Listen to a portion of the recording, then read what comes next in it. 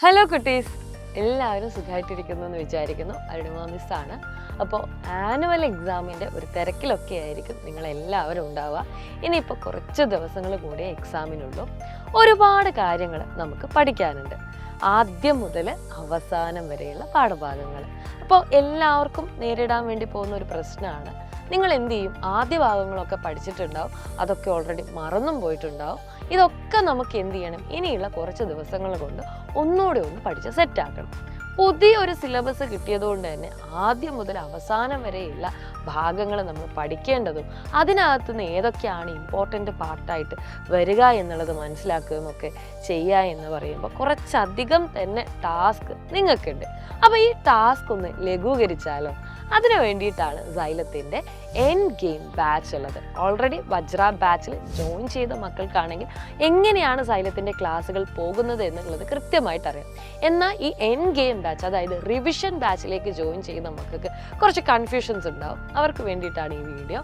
നമ്മൾ ഈ ബാച്ചിൽ എന്താ ചെയ്യുന്നതെന്ന് വെച്ച് കഴിഞ്ഞാൽ, നിങ്ങൾ ആദ്യം മുതലുള്ള അവസാനം വരെയുള്ള ചാപ്റ്റേഴ്സ്, അത് ഒരു സബ്ജക്റ്റിൻ്റെ അല്ല കേട്ടോ, എല്ലാ സബ്ജക്റ്റിൻ്റെയും ക്ലാസ്സുകൾ നിങ്ങൾക്ക് എന്ത് ചെയ്തിട്ടുണ്ടാവും?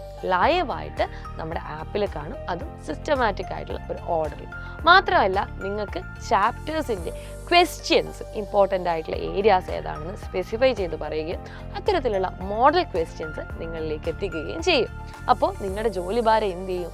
വളരെയധികം റിഡ്യൂസ് ആവുകയും പറഞ്ഞു തന്ന ഭാഗങ്ങൾ തന്നെ കൃത്യമായിട്ട് ഫോക്കസ് ചെയ്ത് പഠിച്ച് ഏറ്റവും നല്ല മാർക്കിലേക്ക് എത്താനും നിങ്ങൾക്ക് സാധിക്കും. അപ്പോൾ ഇതൊരു റിവിഷൻ ബാച്ച് തന്നെയാണ്. അപ്പോൾ നിങ്ങൾക്ക് ഡൗട്ടായിരിക്കുന്ന കുറേ ഭാഗങ്ങൾ ഉണ്ടാവും അല്ലേ? ചിലപ്പോൾ ക്ലാസ്സുകൾ മിസ്സായി പോയിട്ടുള്ള കുറേ ഏരിയാസ് ഉണ്ടാവും. ഇതൊക്കെ നിങ്ങൾക്ക് എന്ത് ചെയ്യാൻ വേണ്ടി പറ്റും? കൃത്യമായിട്ട് പഠിച്ച് വളരെ കൂളായിട്ട് 7th പോകാനും, അതേപോലെ തന്നെ അല്ലേ 7th നിങ്ങൾക്കറിയാം എക്സാമുകൾ കൂടുതലായിട്ടുണ്ട്. USS എക്സാം എന്നൊക്കെ പറയുന്ന എക്സാമുകൾ നിങ്ങൾ 7ാം ക്ലാസ്സിൽ എഴുതാനുണ്ട്. അപ്പോൾ ഇത്തരത്തിലുള്ള എക്സാമുകൾക്കൊക്കെ ഉള്ള ഒരു ബേസ് നമ്മൾ എന്ത് ചെയ്യാണ്? ഇവിടെ നിന്ന് തന്നെ സെറ്റ് ചെയ്തിട്ട് പോവുകയാണ്. അപ്പോൾ അത് നിങ്ങളുടെ കോൺഫിഡൻസിനെ കൂടെ നല്ല രീതിയിൽ ഉയർത്തുന്നതായിരിക്കും. അപ്പോൾ ഒന്നും നോക്കണ്ട, എങ്ങനെയാണ് ബാച്ചിലേക്ക് അഡ്മിഷൻ എടുക്കുക എന്നുള്ള കൺഫ്യൂഷൻ ആണെങ്കിൽ താഴെ കാണുന്ന നമ്പറിൽ കോൺടാക്ട് ചെയ്താൽ മതി. അപ്പോൾ അടിപൊളിയായിട്ട് നമുക്ക് സൈലത്തിനോടൊപ്പം പഠിക്കാം. All the very